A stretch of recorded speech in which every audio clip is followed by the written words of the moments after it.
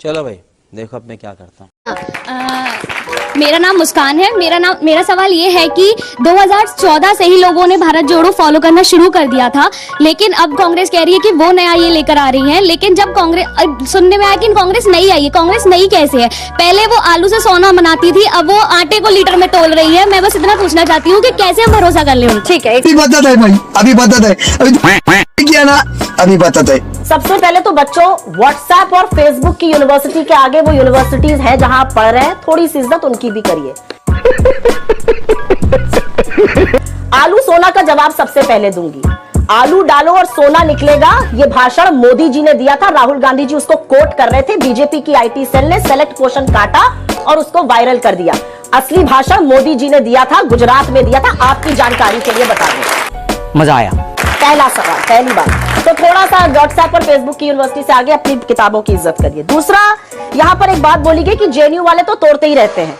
हमारे विदेश मंत्री जयशंकर जी और हमारी वित्त मंत्री निर्मला सीतारमण जी दोनों ही जेएनयू के प्रोडक्ट्स हैं, दोनों ही का अल्मा माटर जेएनयू है। तो जो व्हाट्सएप पे आपको तोड़ने की बात बताई जाती है, उसके भी आगे थोड़ा देखिए। जेएनयू ने बड़े बड़े स्कॉलर्स पैदा किए हैं जिन्होंने इस देश का नाम बड़ा किया है, ऊंचा किया है। मेरा अपना मानना है कि ये दोनों लोग भी वहां के अच्छे स्कॉलर्स हैं, आज सार्वजनिक जीवन में है। जेएनयू का जिसने सवाल पूछा था, आपका जवाब ये है। यहां पर एक सवाल पूछा गया, मुझे लगता है रिद्धि ने शायद पूछा कि जो रथ यात्रा निकाली थी अडवाणी जी ने, अडवाणी जी की रथ यात्रा और इस रथ यात्रा में बहुत अंतर है।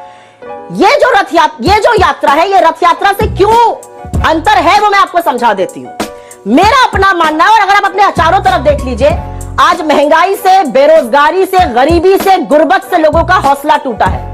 कल शाम को ह्यूमन डेवलपमेंट इंडेक्स की रिपोर्ट आई है जिसमें हम 130 से 132वें स्थान पर चले गए।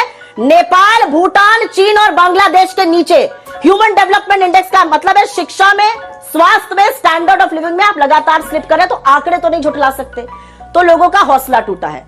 हिंदू मुसलमानों को, आदिवासियों को, दलितों को, राज्यों को आपस में, राज्यों को केंद्र से जिस तरह का मनमुटाव है, जिस तरह का लड़ाया जा रहा है, उससे लोगों का विश्वास टूटा और उससे जोड़ने की जरूरत है। एक मिनट। और इसलिए ये यात्रा अन्य किसी भी यात्रा से, इसमें अंतर है।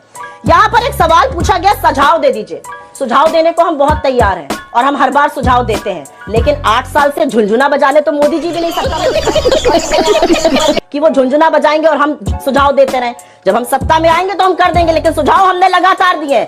हमने कहा था कि पैदल मजदूरों को मत चलाइए। हमने कहा था एकदम से लॉकडाउन लगाकर लोगों की आय खत्म हो जाएगी, वो मत कीजिए। हमने कहा था चिलमिलाती धूप में लोग मरने लगेंगे, मत चलाइए, लेकिन इन्होंने लाखों मजदूरों को चलाया। हमने कहा था कोविड के लिए प्रिपेयर रहिए। फरवरी में सबसे पहले राहुल गांधी जी ने कहा था सुनामी आने वाली है, तब मोदी जी मध्य प्रदेश की चुनी हुई सरकार गिरा रहे थे और नमस्ते ट्रंप करा रहे थे, दीदी और दीदी कर रहे थे। जब वैक्सीन बनाना चाहिए था देश में, हमने सुझाव बहुत दिए, सुझाव सुनने वालों ने सुझाव नहीं सुने। शाबाश बेटा।